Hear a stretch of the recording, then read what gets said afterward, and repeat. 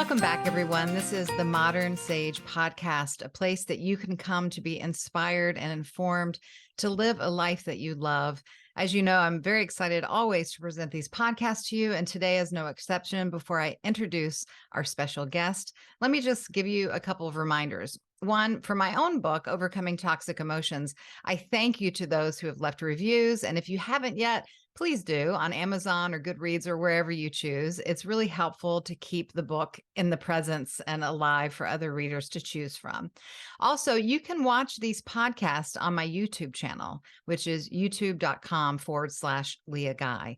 Some of our guests all of our guests are very engaging, and some of them you may feel more connected to than others. And I find it helpful to see a face with a name and with a voice. And I encourage you to go to YouTube and find those there. Also, follow on social media at Leah Guy Live to find out updates about new podcasts, as well as retreats and workshops and one-on-one work and other inspirational content. I'd love to see you there and connect that way. Now, today, our guest is a beautiful woman who I feel so honored to have on the show. Her name is Deborah Eden Tull, and she normally goes by Eden, so that's how I will refer to her. She is a Buddhist teacher, an author, and a deep ecologist. Her latest book, which I have right here, Luminous Darkness, is such a profound and wonderful read, and I just cannot wait to share some of this content with you today and Eden's thoughts and words. What I notice about Eden is not just her wisdom of mind, but her wisdom of her entire nature. And she has brought so much of that to this work. And it's really, really beautiful, helpful, insightful, and I think profound. So welcome, Eden, to the show. Thank you for that warm and thoughtful welcome, Leah. Glad to be here with you. Yes, thank you. Well, Eden, I know I want the listeners to learn a little bit about you if they don't know about you already before we dive into this latest work of yours. So tell us a bit of your history as far as what you do and how you've come to do what you do and just who you are. I would begin by saying that for me, my path of Dharma, of awakening, began when I was born. And I talk in my book about my father, who had a contemplative Christian practice, a deeply embodied practice of his own, being my first spiritual teacher and being someone who introduced me to everyone ranging from Krishnamurti to Lao Tzu to St. Francis from a really young age. And I lost my father when I was about 11, and so this also planted the seed of the recognition of impermanence that really fueled a desire to deepen my own spiritual embodiment and embodiment of compassion in a world that is full of change. I'll also name my mom at the beginning of this interview, who was a very passionate social justice activist. And so growing up in this field, in this family that was deeply informed by the spirit of service, and who was also deeply committed to a connection with the natural world, so that even if we lived in a city, we spent a lot of time, and I spent a lot of time just in places and open spaces that informed me about who and what I was, with a very different story than the dominant paradigm, which doesn't inform us of our profound earth connection, but instead informs us through conditioning that comes from capitalism, individualism. When I was 26, I became a Zen Buddhist monk and lived in a silent monastery for many years, about 7.5 years. And our monastery was off the grid and also a center for sustainability. But even before living there, I had spent many years living in a close connection with the earth, really curious about what does it mean to be a steward of the earth, and equally, what does it mean to live in conscious community? So for instance, intentional community was part of my path. And people won't be surprised that one of the observations I made was that despite our greatest intentions to be agents of change, or simply intentions for personal transformation, the ego can really get in the way. Yeah. Yeah. And so this is part of what inspired me to go deeper as a monastic. So much has emerged and unfolded since then. And so rather than sharing more of my story, I'm just going to give it to you and see where our conversation Oh, thank you. emerges. Mm-hmm.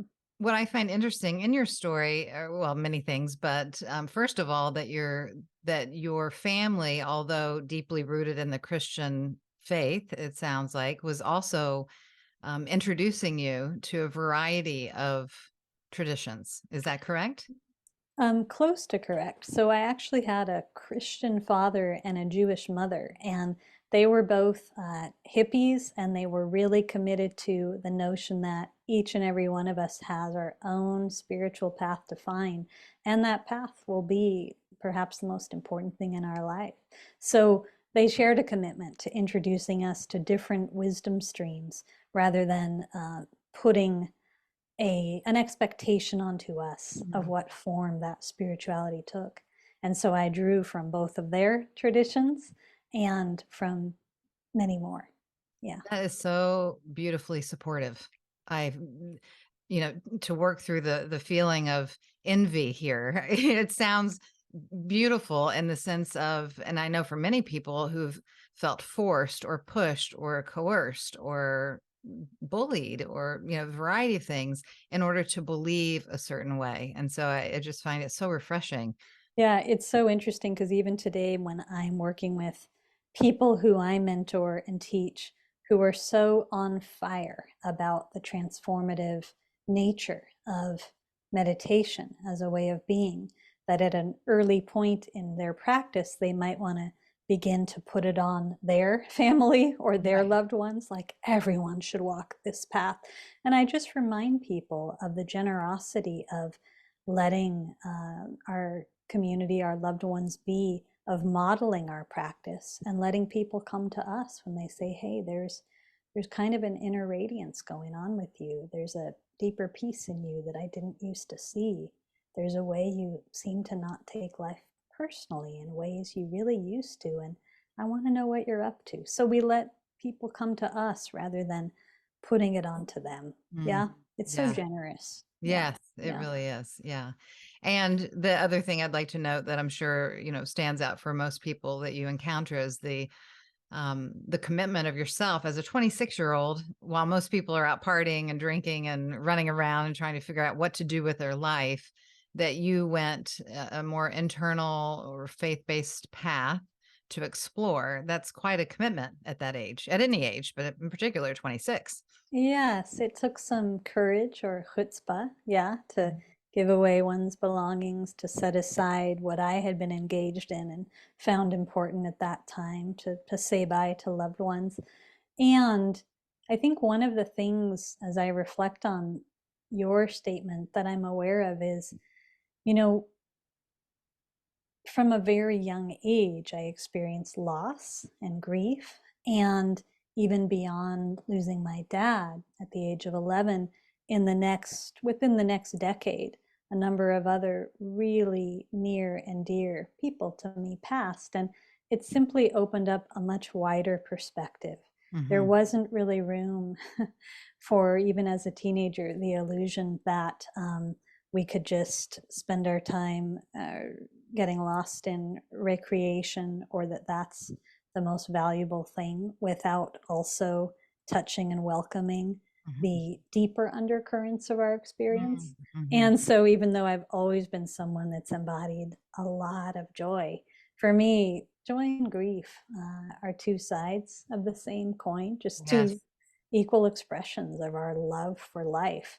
Yes. And so, yeah, I've always been pretty courageous in my choices. Mm. I knew from my father's loss that our time here is short, that even Yeah. if we live to be 100 years old, Still this isn't short. a casual experience. Yeah, Yes. yeah, yeah. I think that's so well said. I know for myself as well, having experienced a lot of loss and witnessing people who have or haven't, and no judgment, am I saying this, but the loss of a dear loved one or the loss of something that we cherish in our lives. It is truly an initiation. It feels like an initiation into understanding life in a deeper way, and life and the joy and the grief and the relationship. There's so much about what we learn in the presence of loss and grief. Yes, and simply recognition of the impermanent nature of Mm. things in Mhm. a world that what I see of the dominant paradigm tries to present an image that if you um, attain the right externals in life, there will be security, even the notion of trying to attain security through externals.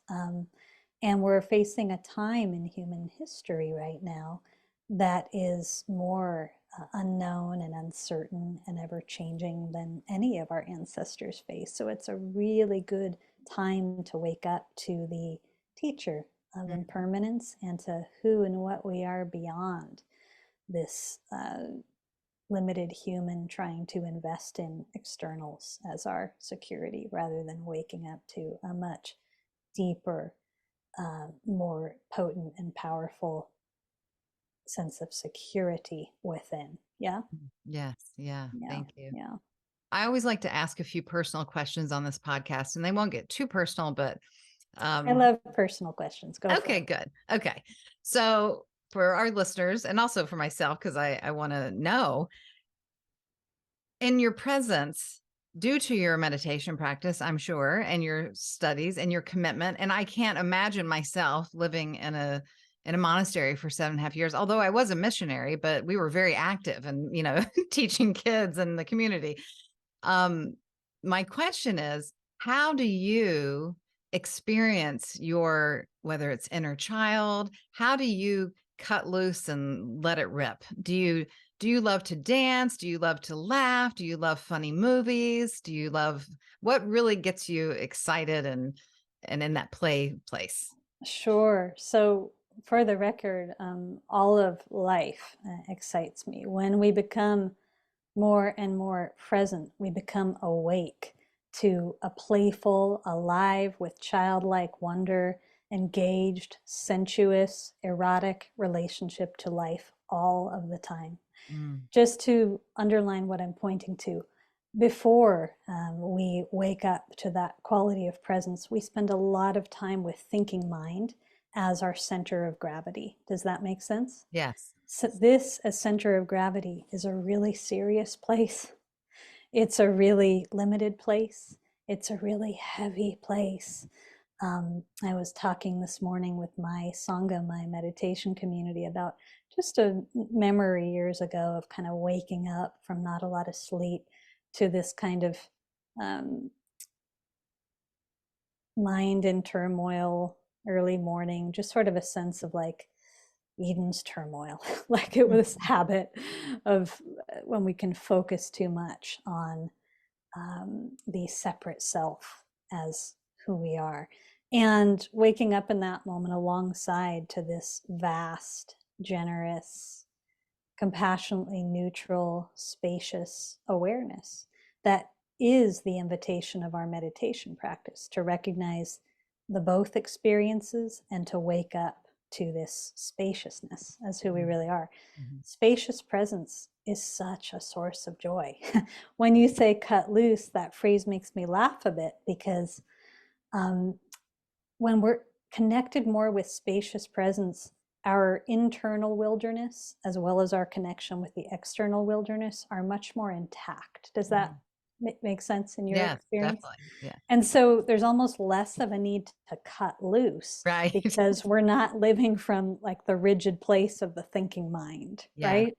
Yeah. And a few things I would name more directly to your inquiry. Yes, I dance every day. I love to dance. I danced even when I was living as a monastic. Mm-hmm. Um, I receive a great amount of joy from uh, human connection, both with the human and the more than human world, but just being in presence together, even in this kind of conversation where we're allowing um, the moment to unfold and we're letting conversation unfurl and we're seeing what emerges together, and a tremendous amount of joy as I named as a young person too, from connecting with the natural world. Yeah, Yeah. in as Yeah. many ways as is possible.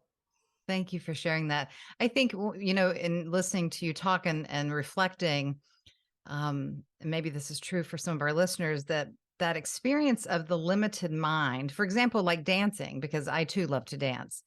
When I'm in my limited mind, I almost have to stop what I'm doing and encourage myself to have the freedom to dance versus being in that spaciousness where dance is part of the movement itself. It's part of the fluidity. It's available without that limitation. Yes, and I'm glad you brought up that word fluidity, because when we drop down into the wisdom of our bodies, or the integration of our body mind, as we talk about it in Buddhism, there's a natural, already existing fluidity and aliveness, and our bodies are incredible sensing, feeling, receptive organs that we don't get to know the power of when we're too much in our heads.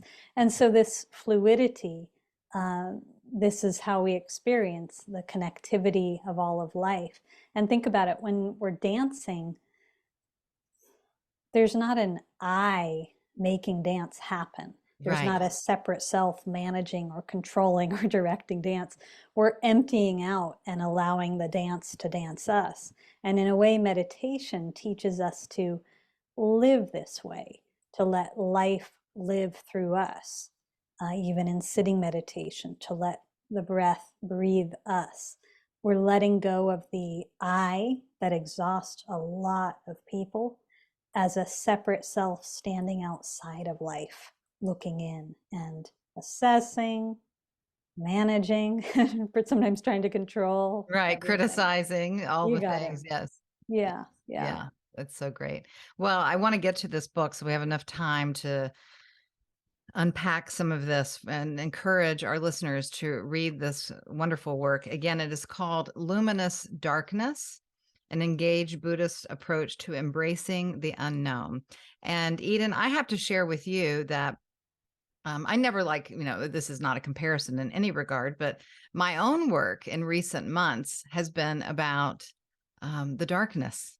And when in a different way, of course, and different language and verbiage kind of around that. But when your publicist reached out about your new book, I was so excited for you, so excited for the world, so excited also for self, just being able to experience the synchronicity, of this birth where I believe all of our consciousness will be going, is going.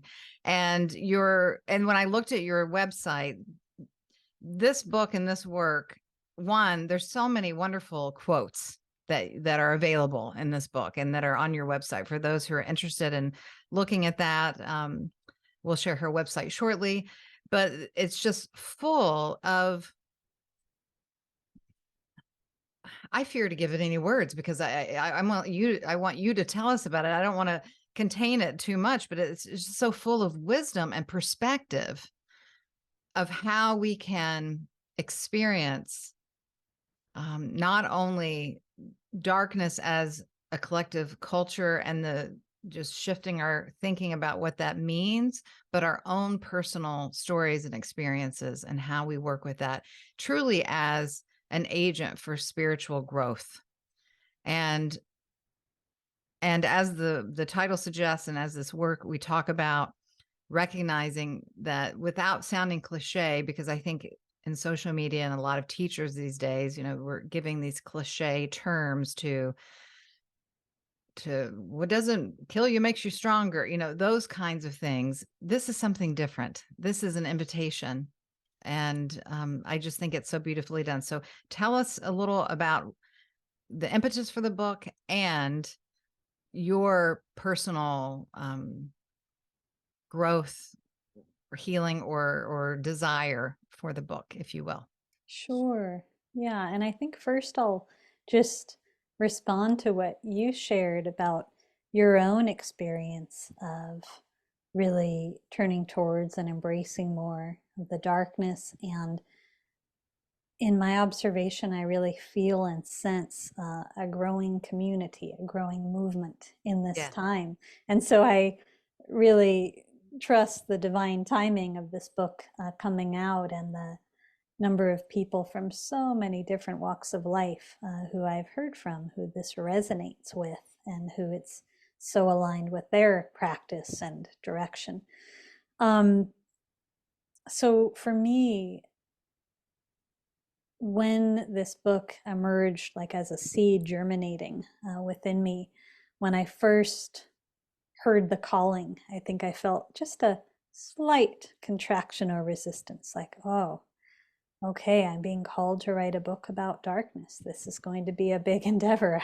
I felt the full yes to it at the same time as a, okay, life, this is what you're using me for next.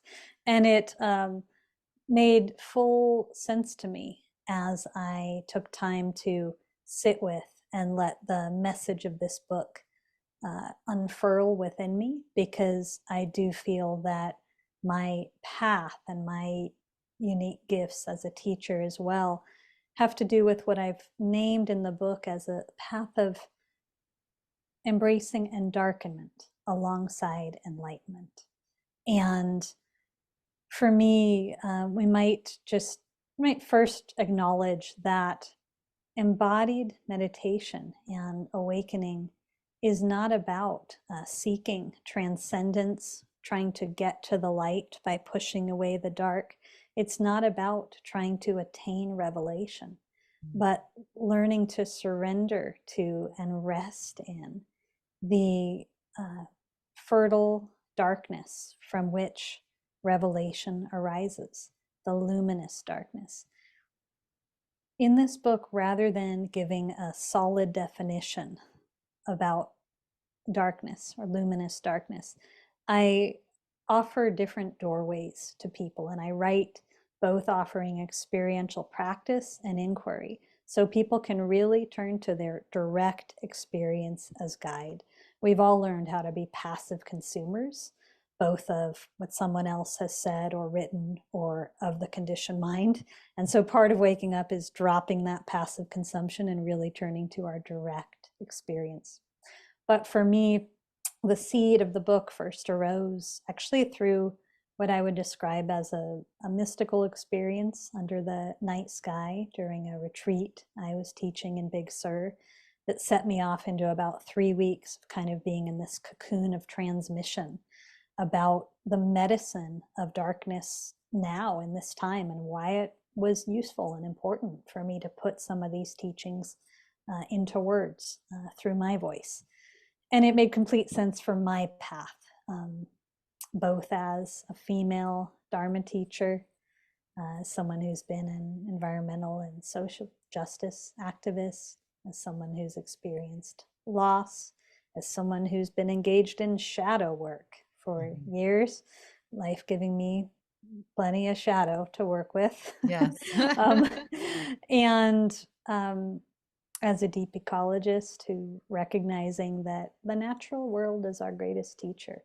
So I'm pointing to both physical darkness, which, by the way, we're in an age of the overlighting of planet Earth. We Yeah. seem to be obsessed with artificial lights and are actually now causing harm to many life forms, including to the human endocrine system through our obsession with artificial light. So both physical darkness and symbolic, metaphoric darkness.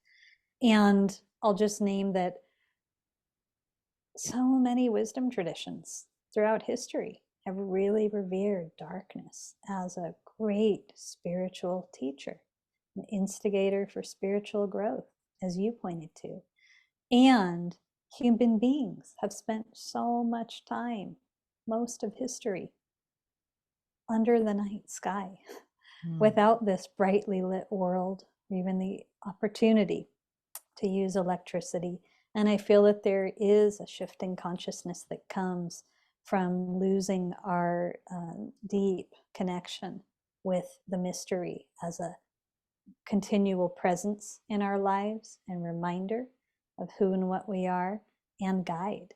So I'm asking people in this book to question their existing associations with darkness, which tend to be really limited in the dominant paradigm, and to open up to the medicine that luminous darkness can Mhm. be in Mhm. each of our lives.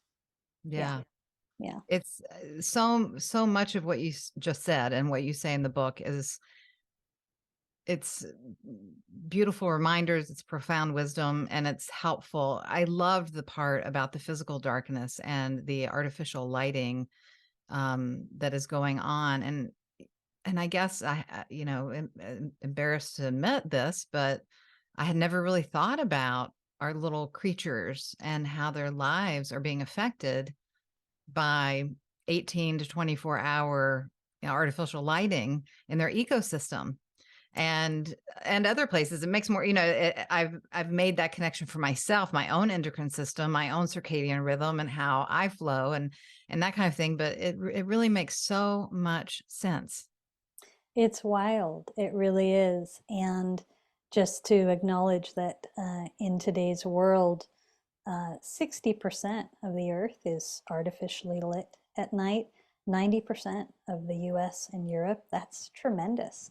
And that Wow. it does impact so many animals, so many plants, that all of biological life is equally dependent upon light and dark and their Mhm. sacred interplay, which I talk a lot about in this book. Yes. Because what that then models for us, you know, is recognizing the sacred interplay of light and dark within, having a completely different perspective on what we had labeled dark and therefore unwanted within.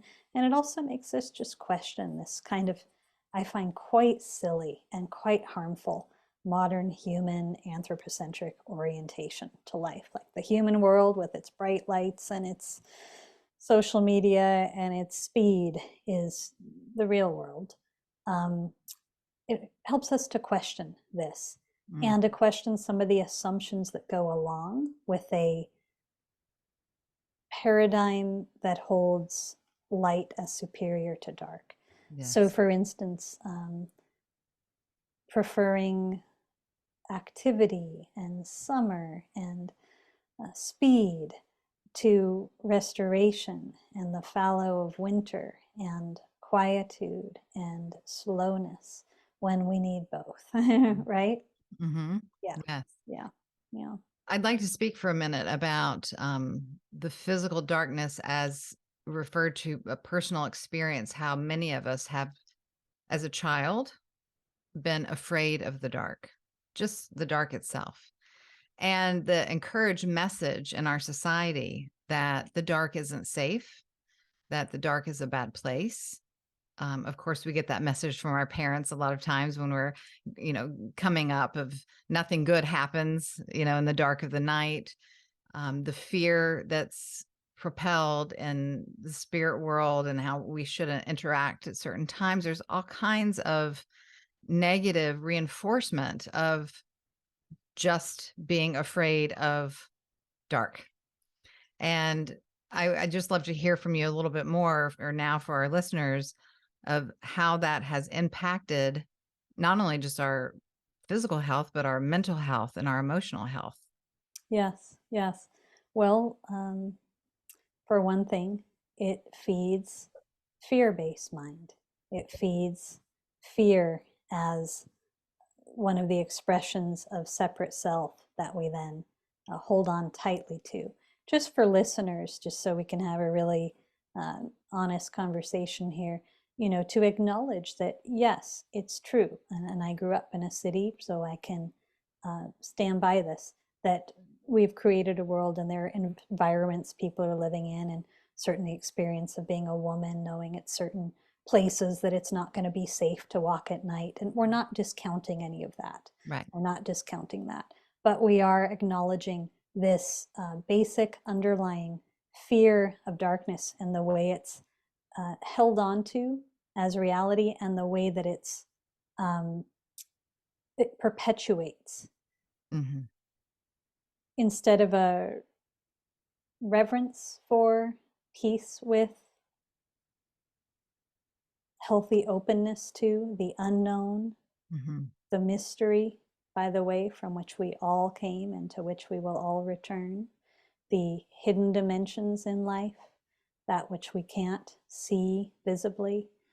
We assume that if I can't see it, and if I can't label it and categorize it, so this creates a dependence on the Yes. conditioned mind and what I call the mind of separation and hierarchical perception, then it just stays in that category of bad or sinister or uncomfortable or to be feared, instead of acknowledging that from presence, which is a field of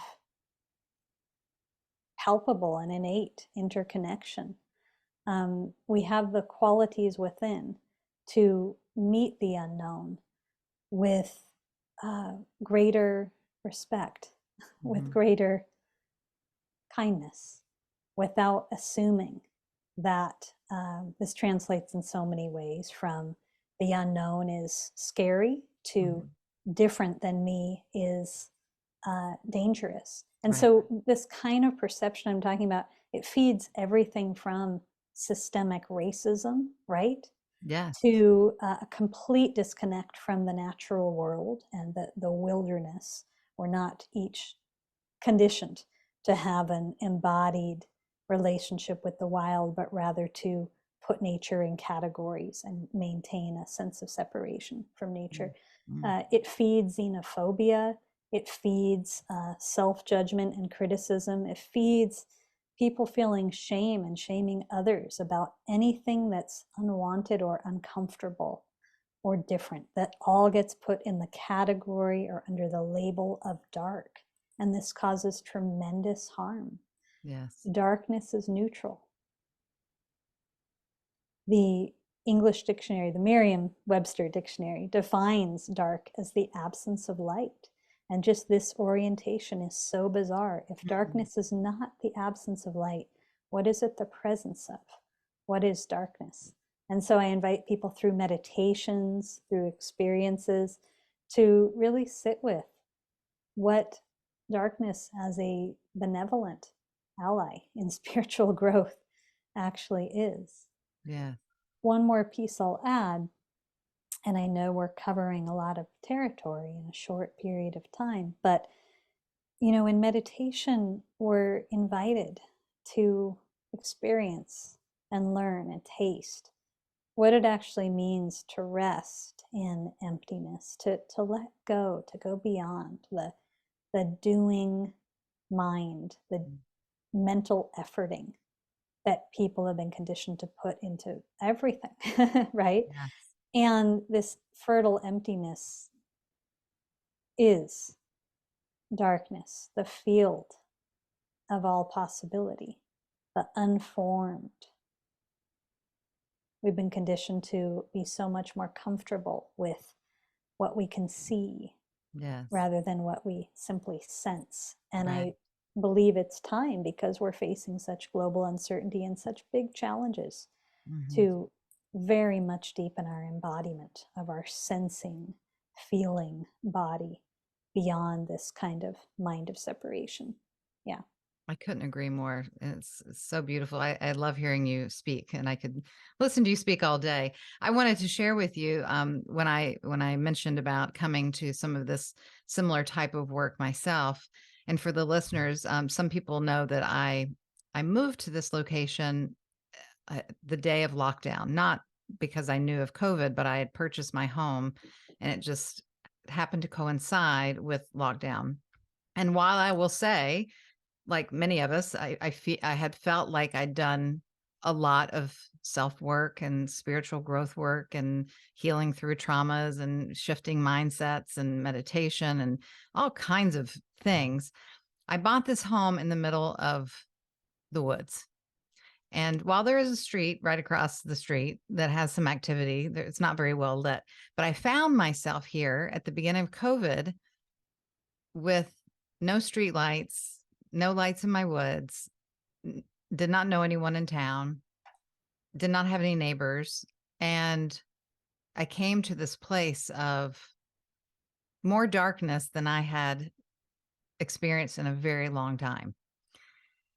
And I will have been here 3 years soon, which I'm happy to say. And because I'm happy to say that, is because I've been able to work through the darkness, work with the darkness, to now invite it so much easier, and the peace and there's been so much understanding and growth, and so much. That's why I want to write about it, because it's been a profound personal shift in my life that I didn't even know that I needed. um yes, I would have said, oh, sure, being in a big empty house by yourself, it's a little scary. And now I say, oh, I can't wait to have this house to myself. I can't wait till the lights are out and it's just me here. And not only that, but in my work as a healer and as an intuitive, and sometimes there's, or not sometimes, but there's most often, the information that I intuit for another or for myself is always eyes closed, within self, listening. And I feel like that my work has gotten so much better in the past 12 months than it ever was, because I went through initially what was terrifying, I will admit, because I was working out of my old paradigm of the whole belief that this is not good, right? Right. I'm not Right. safe here. Hmm. So that's a physical example, and we can apply this sense of darkness to our past, to our present, to our locale, to our mindset, to, as you stated so beautifully, just that always desiring to put it away so that we reach the light. I think there's so many ways that people can use this. Yes, yes. And there's a couple things I'd love to underline or riff off of from what you shared. But first, just, yeah, my heart is with you for that experience, and um, touching in on similar experiences in my life, and listeners can in their lives, of just times you didn't expect to feel fully in the dark and that it was scary. Mhm. And there's a chapter in the book called Befriending the Night. And I hear you having shared your own sort of journey of befriending the night and being deeply empowered by this rites of passage that you Mhm. experienced. Yeah. Yes. And then the term inner vision comes to mind. Just when you were talking about your work, the more we're willing to, meditation, we talk about it as softening the gaze, but as a way of life, and really drop into a deeper center of relational intelligence within, the more there is this strong and profound capacity for inner vision. And I certainly believe we need access collectively to inner vision and to Yes. visionary activism in this time of unknown. And I would just add that in my own experience, there's something so beautiful, so rich about, and it's so relieving about recognizing that, spiritual practice is not about trying to get to the light, Right. trying to attain, trying to get somewhere, trying to get away from, trying to push away all the dark so that I can transcend and get there. There's a quote in the book where I share, this light was never lost, so it cannot be found.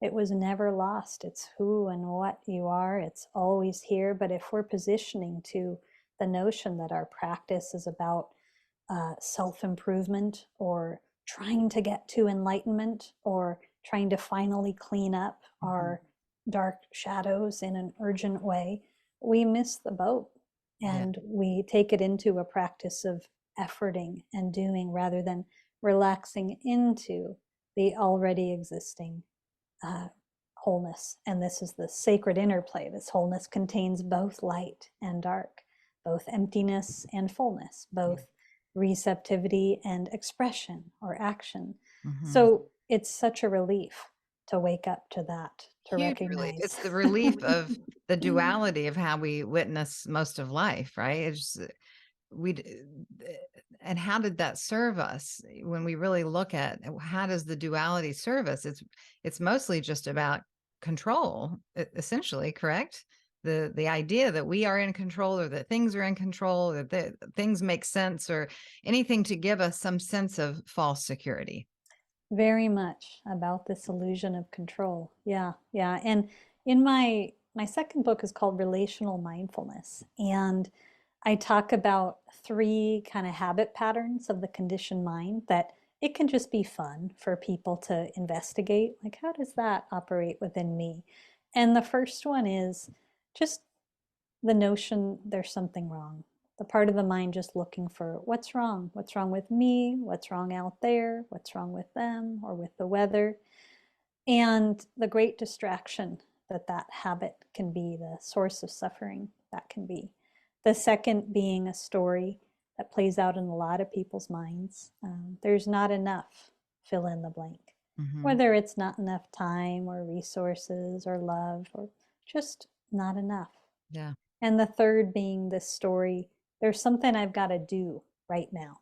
Hmm. There's something I've got to do right now.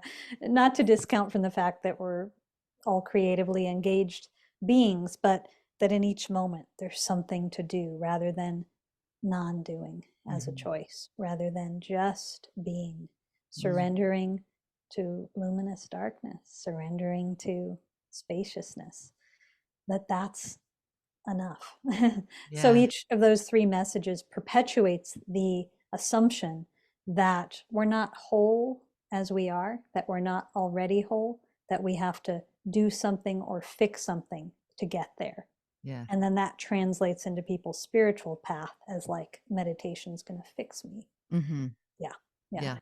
Always seeking to be better somehow, right? Which only affirms the message that you're not whole as you That are. you're It keeps you from exactly. seeing the already existing Exactly. Well, in wholeness. our final few minutes, Yeah. there was I just want to read this one very short passage from the book. There's so many, as I said, so many beautiful quotes, so much beautiful work in this book. Um, and this one, I thought it might be relative to our listeners. The noise and busyness of the conditioned mind appear even louder and more exaggerated against the backdrop of darkness. In the words of the contemporary Taoist master Montauk Chia, in the darkness, our mind and soul begin to wander freely in the vast realms of psychic and spiritual experience. When you enter the primordial state or force, you are reunited with the true self and divinity within. This is on page 38. And I bring it up only to kind of um, support our conversation a few moments ago about when we nurture and nourish our relationship to darkness and the available resources that are within. I'm curious if you find with your clients that there's a fear from people of what they might find or what they may meet there, whether it's their old story or even some of perhaps their psychic or spiritual um, ability or manifestation. Do you find that relative with your clients? Thank you. First, I would just say I love the quote you shared as well by Mantak Chia. And in that section, I'm talking about darkness retreats is one of the things and talking about darkness retreats as one way of instigating the teacher of darkness more fully into our practice. And what I would say in response to your question is, in the community of people I mentor and work with over the years, and in myself, I feel that there's a point in everyone's spiritual path, if you're going to go deep, where you're invited to face this basic fear. Even teaching people to meditate for the first time, there's an invitation to drop the thinking mind as orientation, to drop the investment in this I or separate self or ego as who we are.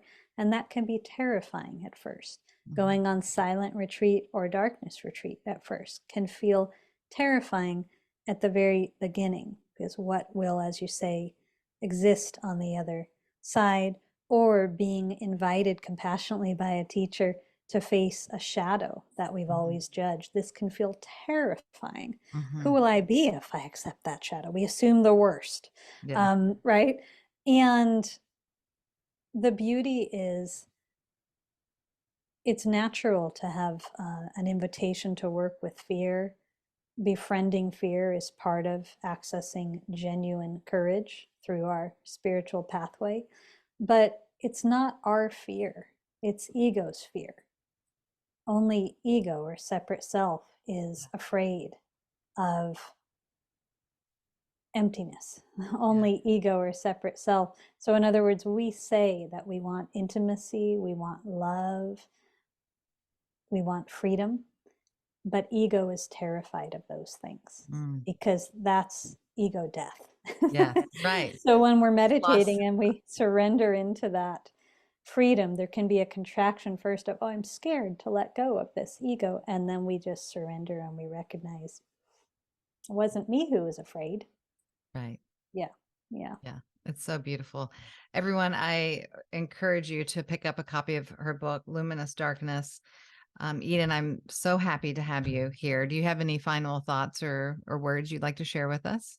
I've just really enjoyed this conversation and encourage people to check out the book. And certainly you can visit my website. There's a monthly Luminous Darkness offering that begins online in January. There's weekly meditation. There also will be a couple of different courses, like 6-week immersions into luminous darkness and retreats. And there's plenty of opportunity. It's about embodiment and showing up to try on and practice these offerings. So I really appreciate just the intersection of our backgrounds and work today and hearing more about your experience. So thank you for having me. Thank you. And remind us of your website, It's my full name, DeborahEdenTull.com. DeborahEdenTull.com. For all of our listeners or viewers, I hope you have a wonderful week and absorb and take in this wonderful insight and wisdom from Eden, as well as our previous guest on the Modern Sage podcast. We will see you next week.